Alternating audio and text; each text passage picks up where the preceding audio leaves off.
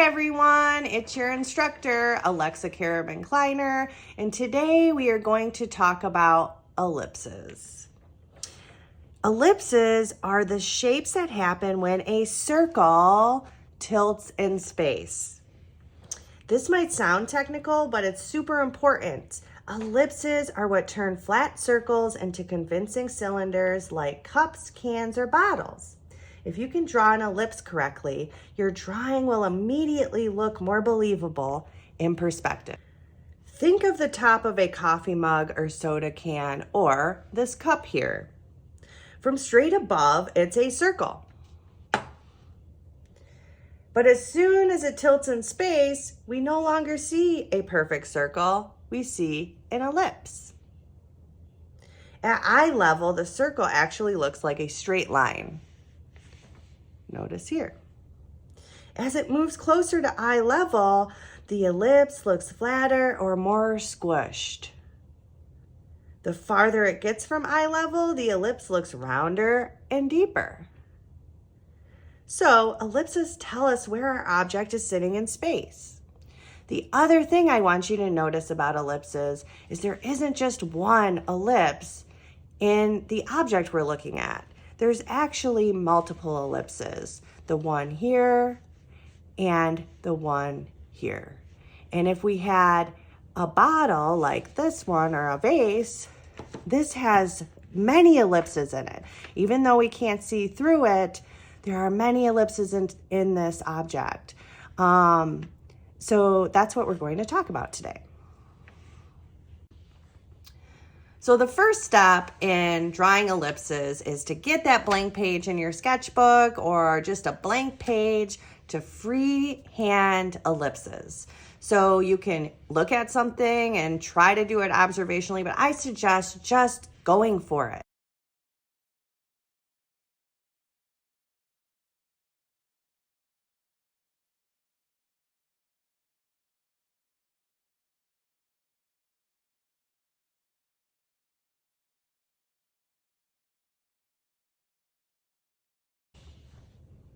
So now that we've got our warm-up out of the way, we're ready to tackle our actual object. So I'm going to draw a vase today, and these are the steps you are going to take when you're doing your ellipse. So you want to start with the mouth of the object. And the reason we start at the mouth is because that's the ellipse we can see. So this will be our reference point or our point of reference, depending on who you are and how you want to say that. And so I'm paying special attention to really get the right proportion. So that wasn't right. I'm going to erase it. You are allowed to erase. And I'm really looking at the mouth. And if you know sighting technique, this is when you can start using it. And this will be your point of reference. So you'll use this to determine the height, and you're using organizational lines and access lines. The access lines will make sure your bottle is straight and symmetrical, okay? This is the base, and now I'm determining where all my other ellipses are going to align in this vase. And so we have a neck. I'm going to do an access line at the neck. I'm going to do some lines at the base of the bulge. And let's see, the neck, should I do maybe through the center of the bulge? Okay. And now you can use your organizational line or your organizational notations to determine the width of the different aspects of the vase. So we have the neck, okay? So the neck comes in, and this is where you'd use the sighting technique.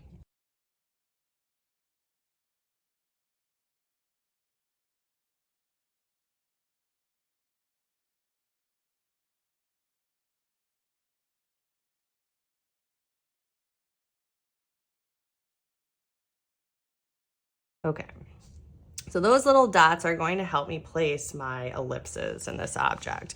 Now, the one main thing I want you to take away from this video is that every ellipse in this object is not the same. So we are not drawing the same dimension as this ellipse. It will grow with each ellipse.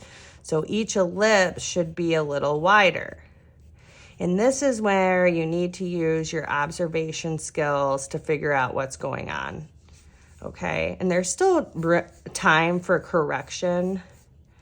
So that things don't have to be perfect, but if you want them to be as accurate as possible, know that each ellipse will grow, okay? And this base ellipse is pretty important because the way this line goes will create an accurate base. Okay.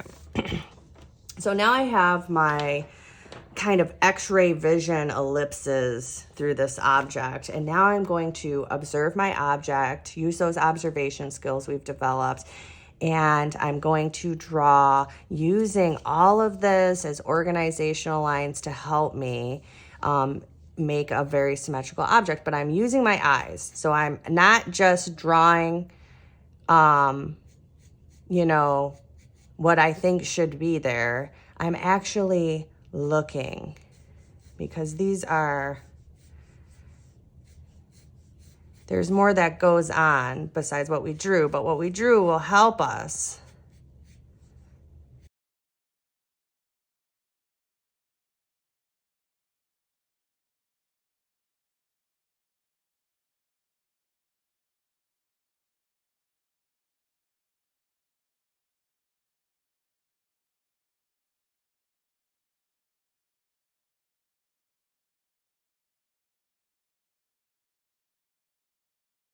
Pop it out a little more here.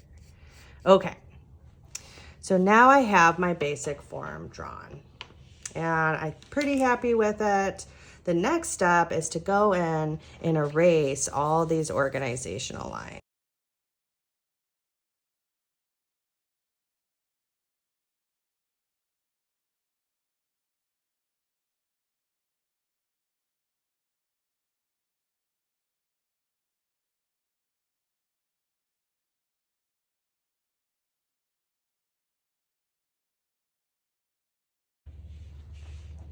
So now we have our cleaned up contour drawing. We started with organizational lines, we added ellipses, we looked at and observed our object and drew and gesture, and then we cleaned it up and created a contour drawing. Now at this stage, there's still time for improving our drawing because there's an extra step. We'll be adding value to our object, which will create a more realistic perception of the object. You also will be looking at negative space to notice the nuances and details of that object that will help push it into realism. So at this stage, if it's not perfect, there's still details to add that will really improve it and make it realistic. I hope you guys enjoy this exercise. It will really come in helpful when we're working on our still life in the coming weeks. So stick with it, and I hope you have a great day.